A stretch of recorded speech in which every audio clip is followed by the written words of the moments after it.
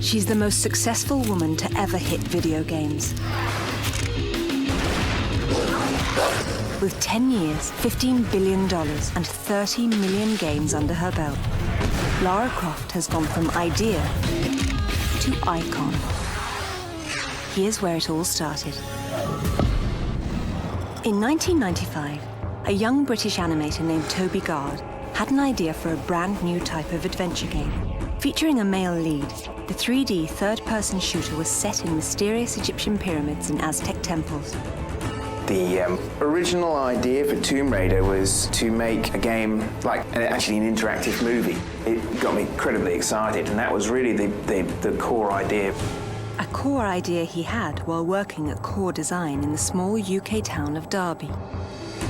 He said, well, I fancied doing this game in pyramids. And I said, yeah, that's kind of cool. You know, he's got this guy on the screen with a whip and a hat. And I said, that's why he's bloody Indiana Jones. I mean, you know, you can't do this.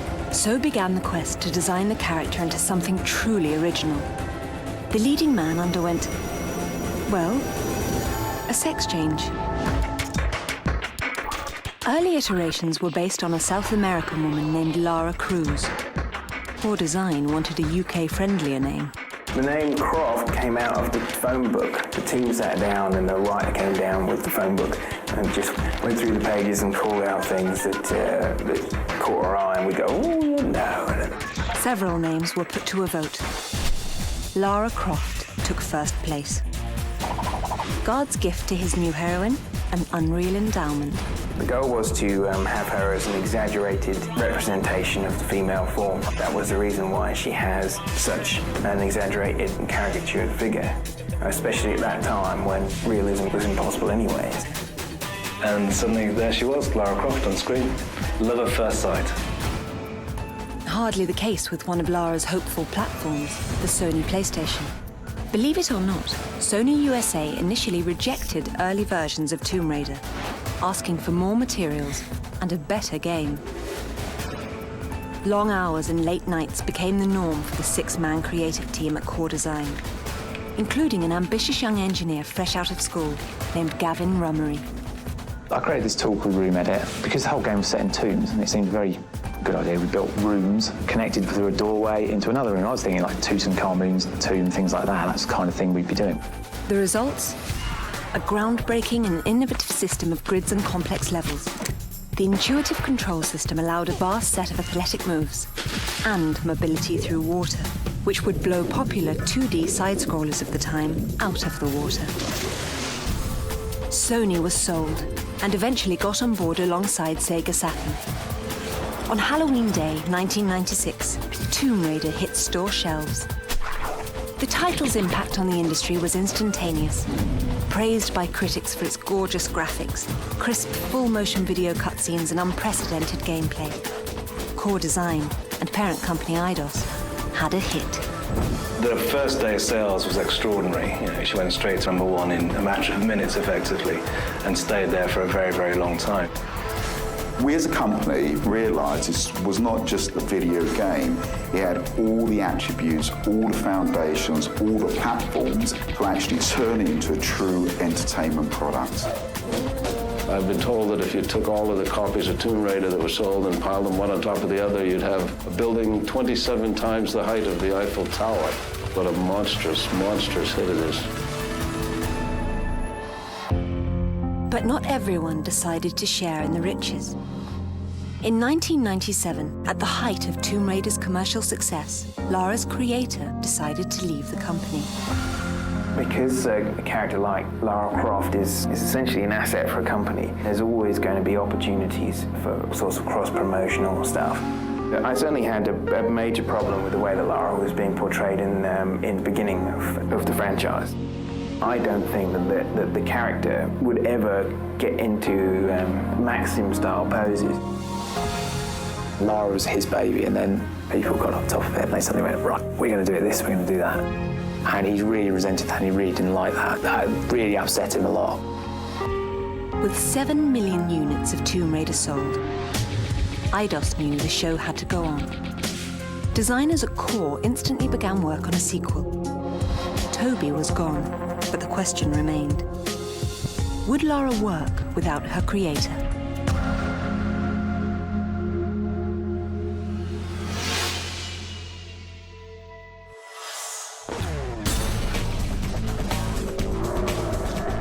By the end of 1996, Tomb Raider had become a household name overnight. The pressure was on. Without the help of Lara's creator, Toby Gard, Core Design had to deliver a new Lara and a series of action-packed sequels living up to the first game. In 1997, a new deal making Tomb Raider a PlayStation exclusive title provided a big boost for the franchise. It didn't hurt at all to have the first console to ever ship 100 million units on Lara's side. A success like Tomb Raider becomes sort of the holy grail of anybody setting out to write a game. Being exclusive to PlayStation allowed us to do a lot of advertising on behalf of the title. Tomb Raider helped PlayStation a lot, and in a way, PlayStation helped Tomb Raider a lot. In Europe, PlayStation is really the platform of choice. The character identified as PlayStation icon was good for both parties. On October 31st, 1997, Eidos launched the much-anticipated follow-up, Tomb Raider 2. This time, Lara had to hunt down an ancient Chinese artifact, which was also being chased by evil crime kingpin Marco Bartoli. Core Design worked tirelessly to ensure that this chapter was filled with explosive action. Tomb Raider 2 was insane from my own personal point of view. I was working pretty much 24/7 for 6 months. Hard work paid off. Players got their hands on some cool new weapons and gadgets, while cruising the world in a variety of innovative vehicles, like a snowmobile in Tibet or a speedboat through the canals of Venice. I always just loved it, actually, you could bomb around the canals in Venice, and I always thought that was really cool. And so did the rest of the world. Part 2 was an instant hit, selling 7 million copies worldwide. By this point, Lara was an A-list celebrity, and Eidos knew that in order to meet demands, they would need to deliver even more hits. It sounded good in theory. We had no choice but to release another Tomb Raider year on year, each Christmas. I mean, it controlled our lives for probably 5 or 6 years. I mean, it pretty much ruined most people's lives. Closest I've ever seen anybody to a mental breakdown. Fans just wanted more Lara. That's what they got in 1998's Tomb Raider 3. Core Design squeezed the PlayStation for all it was worth on this one. Top-notch graphics and innovative non-linear play accompanied Lara's trip out of the tombs and into London and the States. By 1999, Eidos knew it was time to evolve the franchise yet again. Tomb Raider 4, The Last Revelation, promised improved visuals and even graced a brand new console, the Sega Dreamcast. We'd get feedback from Tomb Raider 3 from a lot of people who felt we had gone too modern. So then Tomb Raider 4, we very much went back to the tomb. It was all set in Egypt. Personally, that's probably my favourite game. Certainly. It just felt like this is a complete game rather than a series of episodes. Developers had a nasty surprise for long-time fans. The game's cliffhanger ending showed Lara being buried alive in a tomb of her very own. People's feelings about Lara are actually quite mixed at Core in a way, because she was, in a sense, almost their taskmaster. You know, she was the one forcing them to get these games out year after year. In a strange way, that actually went as far as trying to kill her off in Tomb Raider 4, just to try and avoid having to do Tomb Raider 5. I think the reason we attempted to kill Lara off was because we really thought we'd exhausted what we could do with the franchise. Seeing Lara falling down a gigantic hole in the middle of the pyramid was quite a joyous moment. So we all, went for a few pints and celebrated the death of Lara. But she came back and got us, you see. Lara promptly returned in 2000's Tomb Raider Chronicles. Sort of. The game unfolded entirely in a series of flashbacks, narrated by Lara's friends, who believed she was dead. She will live on forever in our hearts. As far as we were concerned, we'd kind of killed her off. So Tomb Raider 5, we did the best job we could, but whether our hearts were in it or not, I'm not entirely certain. By then, Lara was running out of breath. The franchise pushed the PlayStation 1 to its technical limits. Reviews and sales started to fall. Developers listened to fan feedback and began working on a brand new chapter in the story of Lara Croft, titled Tomb Raider: The Angel of Darkness. Little did they know what trouble was waiting around the corner.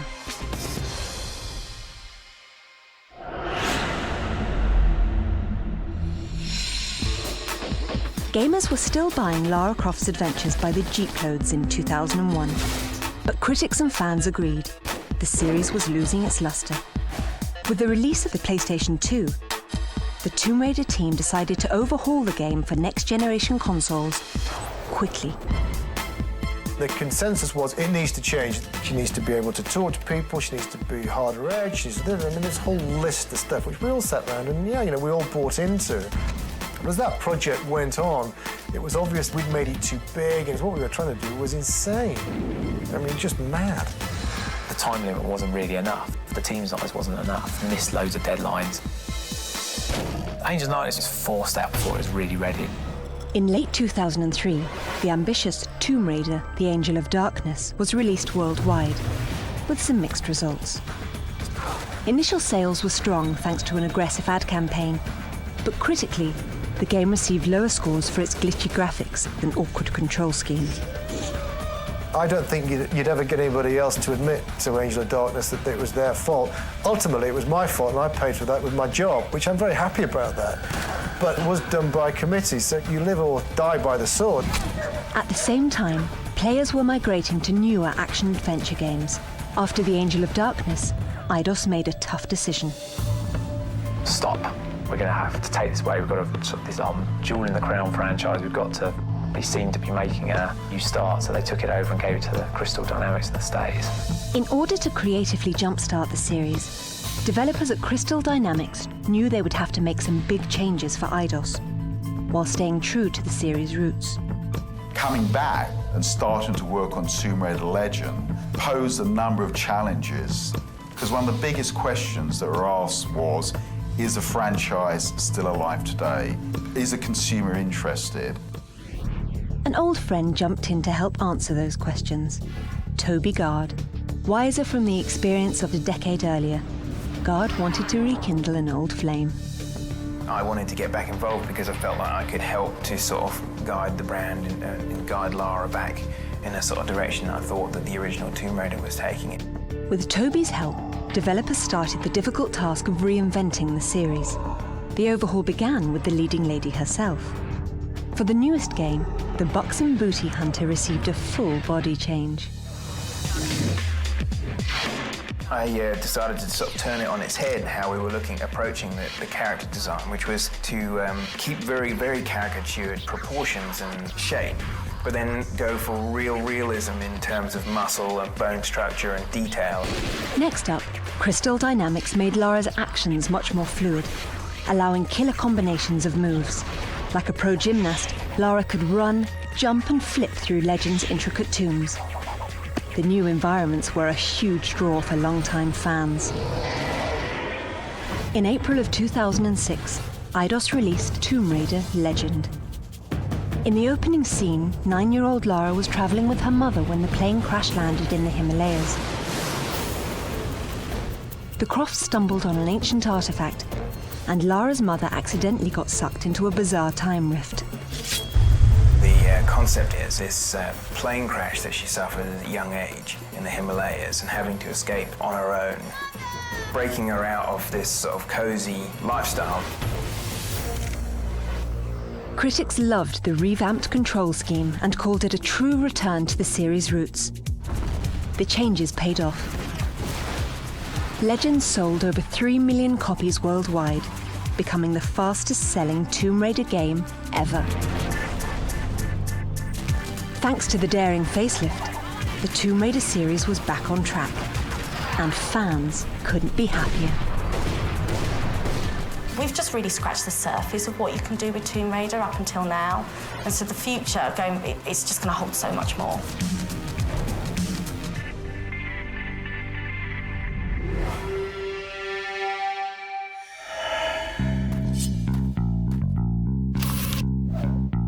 If you thought a console could contain this virtual vixen, you're dead wrong. Lara Croft has a face that launched 1,000 products or more, and Tomb Raider is a multi-billion-dollar empire. Just think, 11 years ago, nobody ever heard of Lara. Then, in late 1996, her creator got a shock.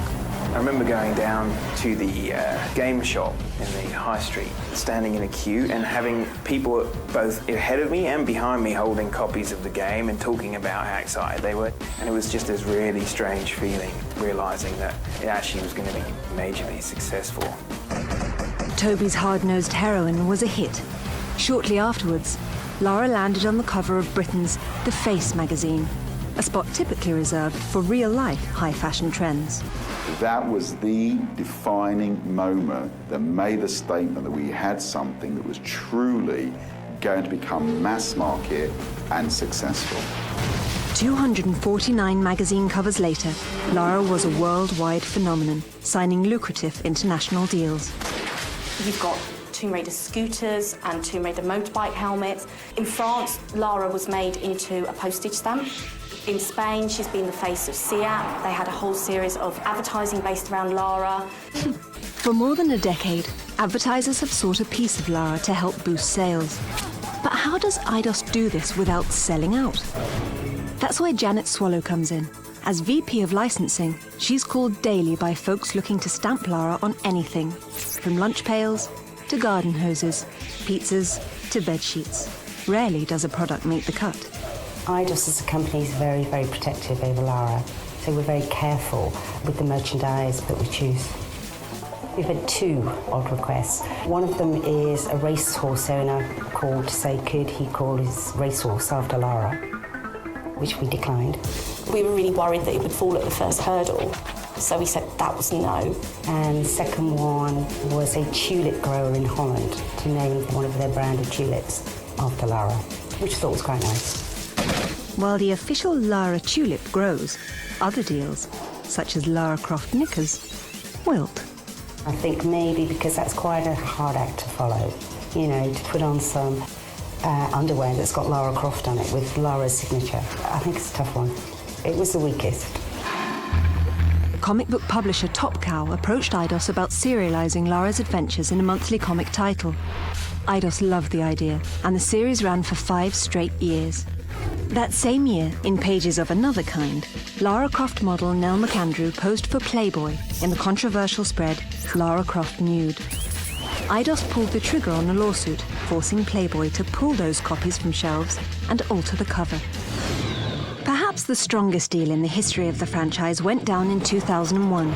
Lara Croft had all but conquered the game world. So, what's a young woman to do? Simple. Head to Hollywood. But first, film producer Lloyd Levin had to convince studio execs to take a little gamble on Lara. There was very little awareness within the movie industry about the potential of video games. When we were submitting the property to studios, there were a number of cases where we had to submit PlayStation consoles so they could play the game. Video games didn't have a great history of silver screen iterations. Box office busts like Super Mario Bros. Turned off much of the game-based film viewing public. It was somehow assumed that it just wouldn't work. We never had any doubt, and we knew that it was a great opportunity to actually do something that was a little bit unprecedented. Paramount took a swing at the pitch and hit a grand slam. With heavy hitter Angelina Jolie filling Lara's boots, Tomb Raider 1 grossed almost $50 million opening weekend, $300 million total. The film eclipsed Alien as the highest moneymaker with a female lead. A second Tomb Raider followed in 2003, and buzz about a third movie can now be heard worldwide. Looking ahead, there's sure to be plenty more Lara coming your way. From an animated series to a theme park, the whole world is still Croft crazy.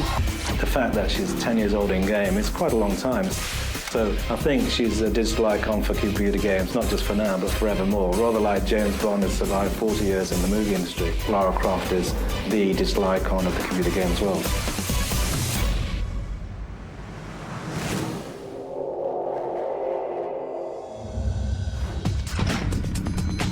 As a franchise, Tomb Raider has done just about anything a video game can do. But there's always room for another first. Through the years, Eidos has chosen one young lady to be Lara. For the first time ever, all past live-action Laras come together for a high-profile photo shoot. For Ian Livingston, creative director at Eidos, it's a family reunion of sorts. I've been so pleased to be the real Lara's father, to see all my daughters back here in one room again, all giggling and reminiscing about their days with Lara. It's fantastic, and they're all enjoying it, I'm pleased to say. I think I'm the only one who's really aged. They all look amazing. Here's a year-by-year look at a decade of devastatingly dashing dames.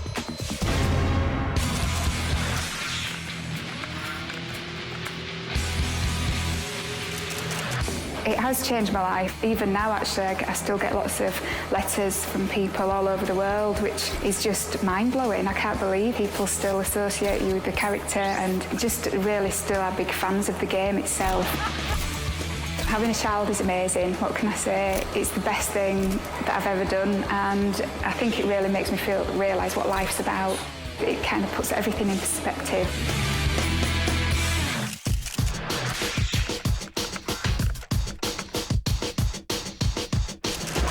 The first time when I heard about Lara Croft, when my friends were playing this game day and night, and I was like, what are you playing? What are you obsessed about? And I thought, oh, this is Lara Croft, you know, she's really hot, and actually you do look a bit like her, and you got the same name. It was meant to be. When I went to character, I felt very strong, very confident, very sexy, very powerful, because, you know, Lara Croft is all that.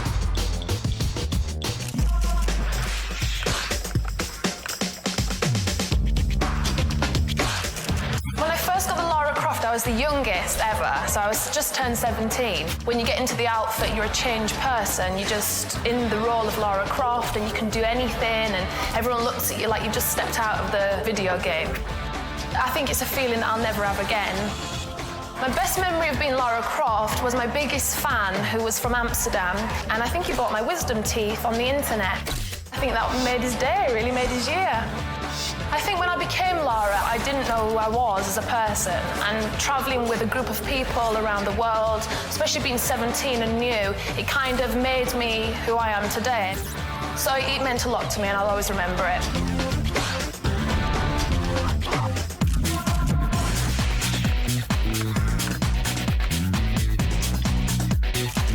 I definitely felt like character transformation because it was really stepping into Lara's skin. I was really out there and ready to kick some ass. I was extremely tall with my boots, and it was just really intimidating. People would really be, you know, like stunners. And I love to make people smile. I love to entertain, so it was great fun. It's just really nice that you can see that some fantasies do become reality. Do they ever? The photo shoot was a resounding success. On three, 1, 2, 3. I'll do one more, that was pretty hard. Much like the game, the Lara model has evolved too. In 2006, the latest Lara, Karima Adabib, tackled unprecedented training with the British military. From army combat to zipline tactics, Karima's role as Lara was the toughest yet. Can she live up to the top-notch standards set by Eidos? Time will tell. When I first got the job, I was told there were previous Laras before me, and I remember getting home and getting on the internet immediately trying to do my research on these girls. I've taken a lot from what they've already done, because they're my predecessors. To better myself, I take the best qualities and try and put it into one.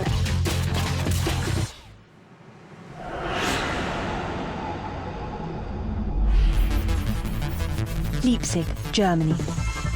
Nearly 200,000 people prepare to descend on the largest video game conference in the world.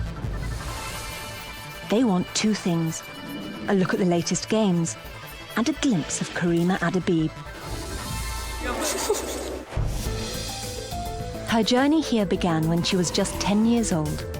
Everyone in school was talking about this new game that was coming out, Lara Croft. So I kept begging my mum, please, I want it for Christmas, I want it for Christmas. So I got it, and I was just obsessed with it.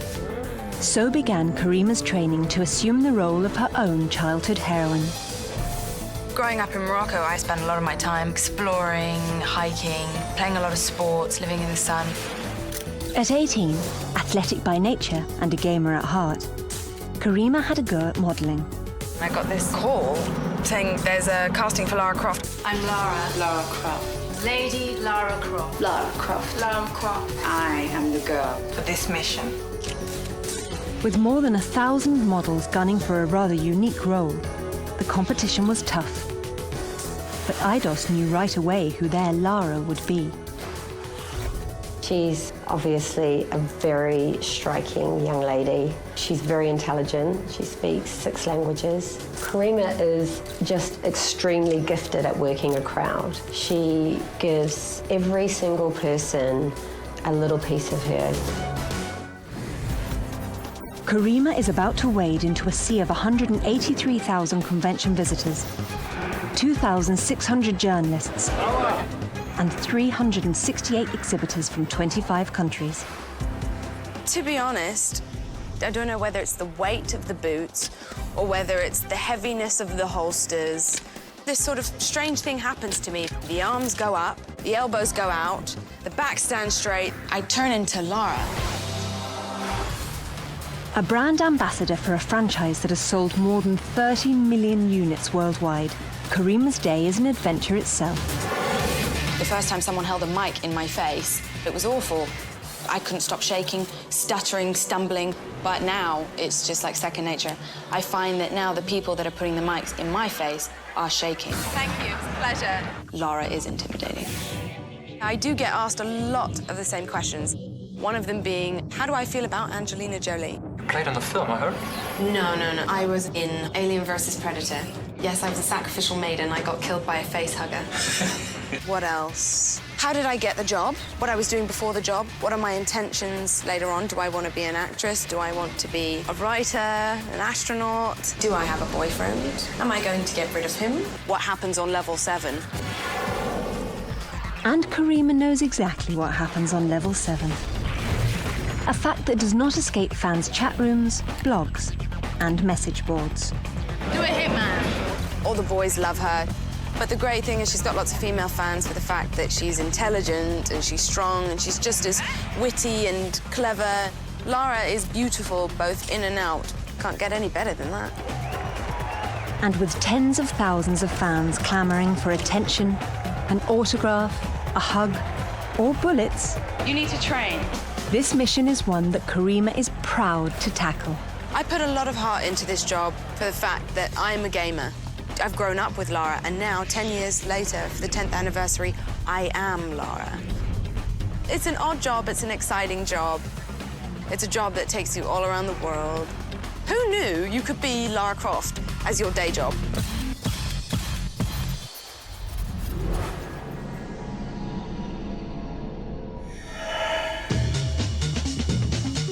When Toby Gard first created Lara Croft, he had no idea a controversy was also conceived.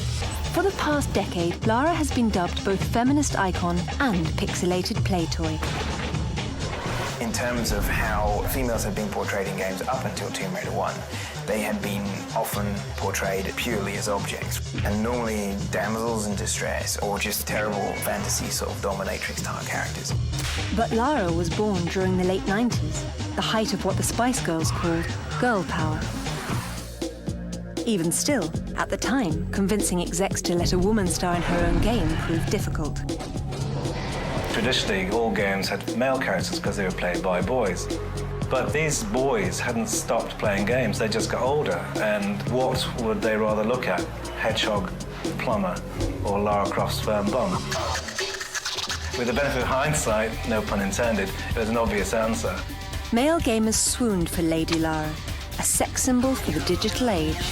Are men only interested in you because of your body?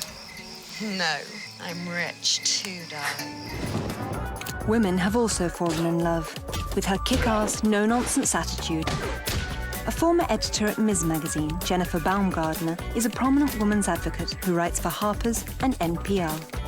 Lara Croft is just simply in the tradition of a long line of women who can protect themselves and who are warriors, from Xena the Warrior Princess to Buffy the Vampire Slayer. It's good to have protagonists that are women. So not just the people who are being saved are women, but the people that can do the saving are women.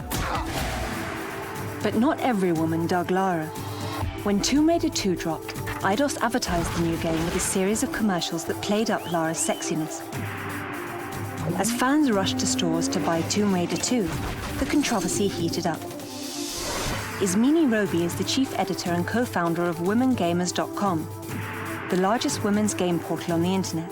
They put her in bikini photo shoots and anything that they could to make her even more appealing to that fanboy audience. To watch Lara Croft be marketed more as a sexual object, I was extremely disappointed.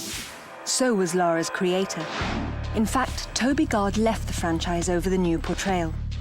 Still, when well-known feminists like Germaine Greer argued that the heroine was nothing more than an adolescent fantasy, Gard took objection. I think that her comment of Lara Croft being a sergeant major with balloons stuffed up his shirt is a little bit like saying any sensitive guy who has any non-macho tendencies is just a woman with like banana stuffed down her trousers, and I think that it's nonsense. Thanks to Tomb Raider Legends' more realistic model of Lara in 2006, the uproar died down a bit. But that hasn't stopped the headbutting over the legacy of the video vixen. In our society, there's a big focus to be thinner. There's a certain kind of woman that everybody kind of wants to be, the tall, the thin, with the big breasts. It would be interesting to see companies making more realistic varieties of women. I don't think that having those sorts of fantastic, idealized images out there in the world are what girls who have issues with self-esteem, I don't think they're comparing themselves to a video game. If Lara Croft was a real person, she would not be able to walk. Her back would not be able to support her boobs. And to see Lara Croft scaling a mountainside with makeup and really short shorts, completely unrealistic. As a feminist, I guess I come down pretty hard on the side that if Lara Croft wears revealing clothes, hey, she's got it. She should flaunt it. Love her or hate her, there's no doubt that Lara is here to stay.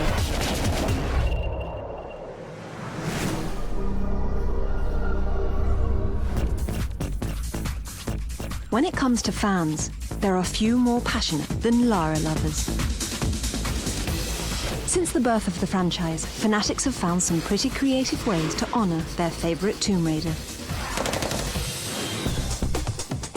Katie Fleming, a 20-year-old student from Canada, has created one of the web's most popular Tomb Raider fan sites and authored 10 original novellas based on Lara. Lara arched her body midway to decrease her overall distance and landed half a foot from where she eyeballed. Not bad. 500,000 folks have logged on to Katie's site to have a read, and in March of 2003, her tales took first prize at a worldwide fan fiction contest sponsored by Core Design. I wrote my first story just for fun, for myself, and I continue to write for myself. If I'm happy with it, then that's what I'm going for, but to have other people read them and really like them is like an extra bonus for me. Katie has also produced, directed, and starred in her own low-budget tribute film. Almost at the spot. Just have to duck outside and find the entrance. It was minus 18 degrees Celsius, which is about 0 degrees Fahrenheit outside, in shorts and a tank top, and it was freezing, but it was a lot of fun. Lara has changed my life in so many ways.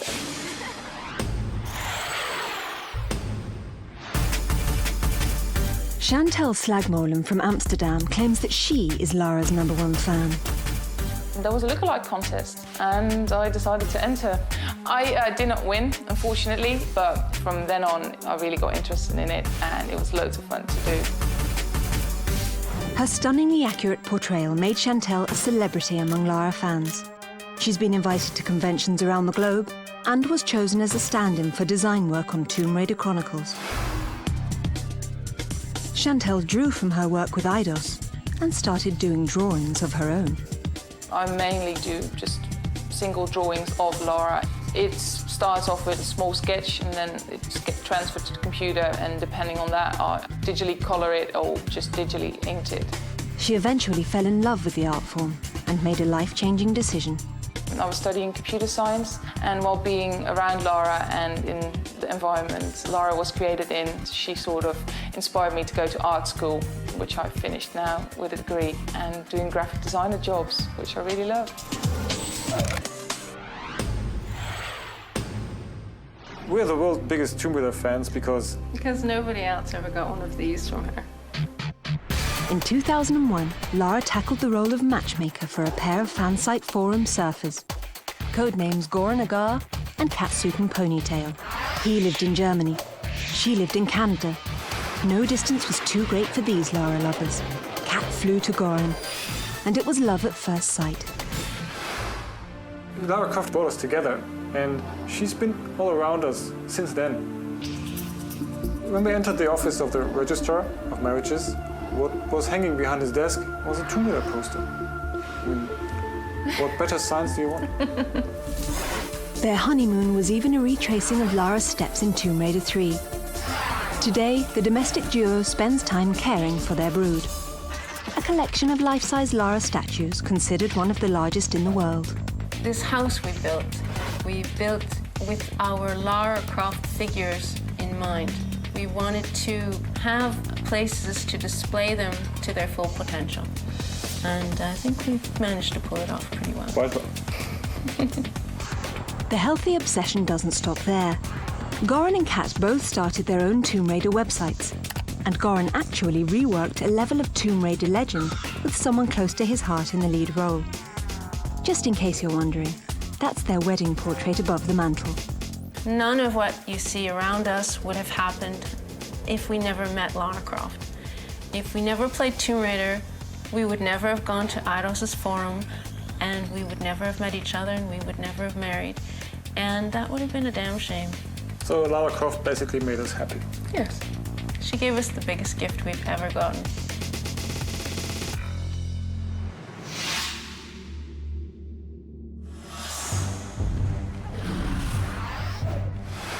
In early 2006, a mysterious trailer for a video game called Tomb Raider Anniversary Edition leaked onto the web.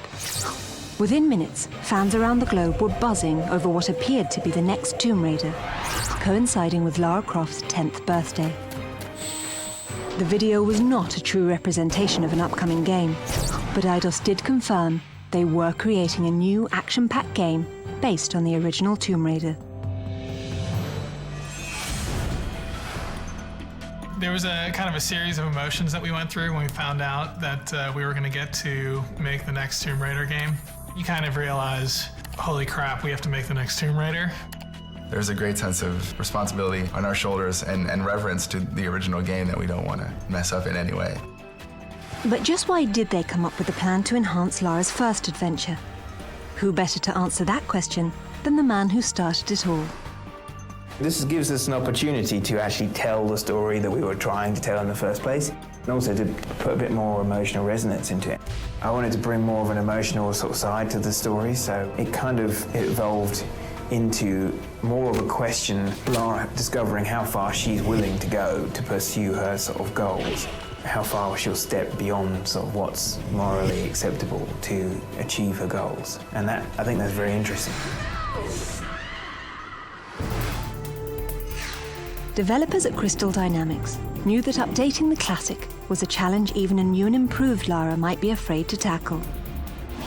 The most difficult part is taking those memorable pieces of Tomb Raider 1 and recreating them in a way that's fresh, but at the same time totally evokes nostalgia. To better understand why the original game deserved an encore, developers went back and played it again, and again, and again. We went back, played through it, really to make sure that we're hitting all the things that people remember from the original game. I think I'm over 100 planes of Tomb Raider 1, which makes me an uber geek. While developers practically memorized Part 1, the series creator worked tirelessly to expand the story of Lara's journey, recovering a mythical artifact called the Scion and solving the mystery of Atlantis. A fleshed-out storyline isn't the only surprise. Slick new moves round it all out. She's now got a grapple, she has more moves than she had in the original game. We're improving where we can while still trying to stay within the boundaries of what the original game was really about. You're going to get your nostalgia, you're going to get those locations you remember, those encounters you remember, but they're just going to be executed at a much higher production level. Along with higher production value, gamers can expect to hear a newly orchestrated version of the original classic score.